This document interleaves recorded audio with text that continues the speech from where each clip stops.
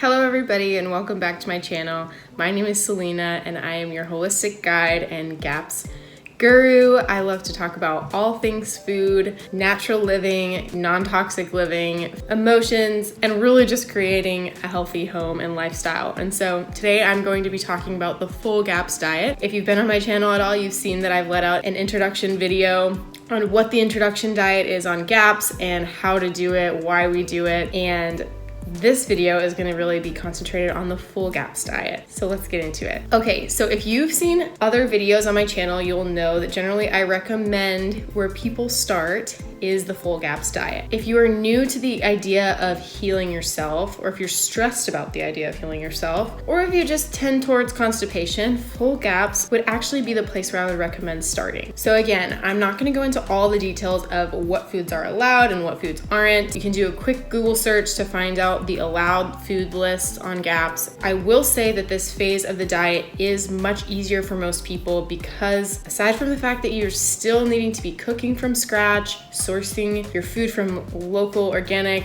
pasture-raised sources, and that there will still be detox reactions, it is not going to be as intense of a shift for people and actually for your body as well when you're really sick as the introduction diet really is. And so this might be a phase to start on because it's actually a slower detox than the introduction diet.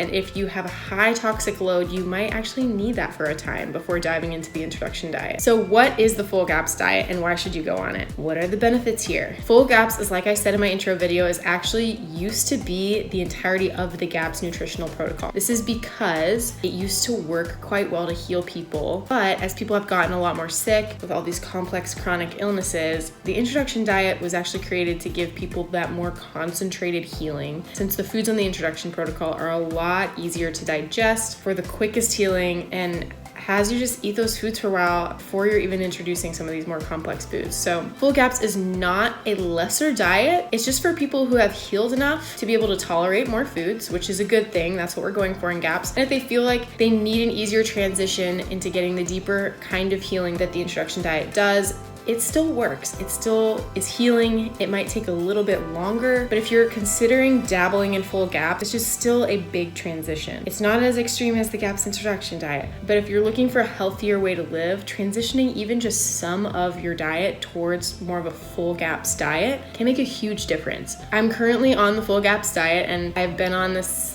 part of the diet I think for about a year and 4 months maybe. And as much as people tell me all the time about how hard and restrictive my diet is, I actually feel like my body is finally able to handle some of the best foods in the world. I also feel like it is definitely restrictive in some ways, but I feel like it's one of the most diverse diets that's out there because I can eat a broad range of different foods when they're prepared properly. The full GAPS diet consists of the meat stocks, predominantly meat stocks from a variety of different animals, meat and fish with an emphasis on organ meats, eggs, raw if they were sourced well and your body can handle them, organic fruits and veggies, fermented veggies, raw organic fermented dairy, so that's kefir, yogurt, hard cheeses, and even nuts and seeds if they're fermented and soaked. There are certain legumes you can actually have on full GAPS, such as navy beans and lentils. They're soaked and sprouted properly. The full GAPS diet focuses heavily still on this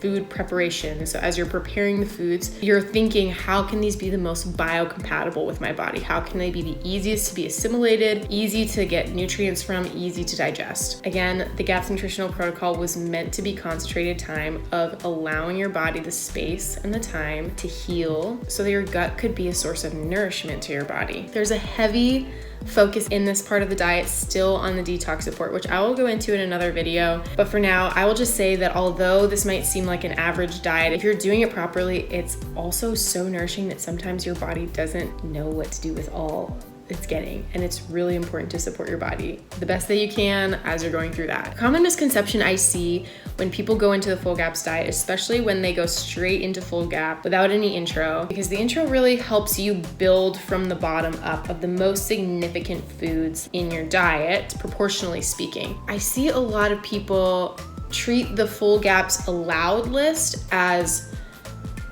optional. So a lot of the foods they'll look at as just being optional. Like organ meats are on there, but it's not necessary, it's optional. Raw egg yolks are on there, but I don't need to have them. That can be a way of transitioning into the protocol or even just upping your healthy lifestyle. It is best used when you're remembering these two things about it. GAPS is about meals and not snacks, and GAPS still takes into account these proportions. So it's not like keto where you have to weigh each of your fat and your this and your that. It's definitely not like that. It is a little bit more intuitive, but it still takes proportions into account. While you're transitioning, do what you can to make the changes, but the goal here is actually to develop, first and foremost, these meal times. So when you're eating around a meal time. You're eating definitely as much as your body feels like you need. But then also, for those meals, you're not eating a whole big bowl of fruit for a meal. That is GAPS allowed, full GAPS allowed. But even though fruit is full GAPS, legal, it doesn't mean that it's the most healing thing to have a full bowl of fruit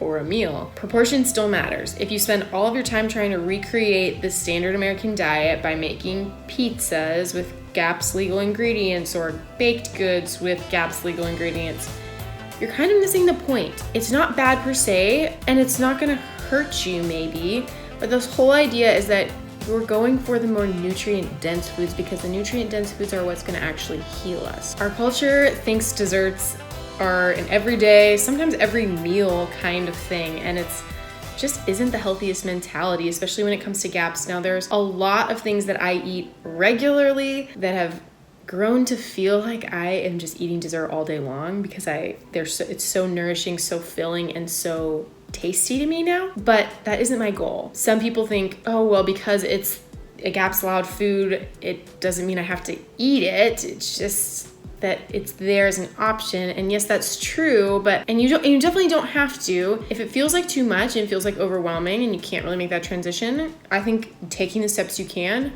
is awesome. But the reason that foods are on that list are actually because that's what we want to be eating, because those are the things that are actually going to be nourishing us. I honestly have sick people tell me all the time, I'm eating super healthy and I'm still not getting better, and I've been eating healthy my entire life. And they're eating lean meat and salads and healthy snacks with ingredients, but they're still processed maybe. And I would say yes, you are probably not hurting yourself with the food you're eating, but I would not call that a healing diet. I would call that what I like to phrase as neutral eating. You aren't hurting yourself, but you also aren't really helping yourself either. I spent about 2 or 3 years before starting GAPS on what I would call this neutral diet.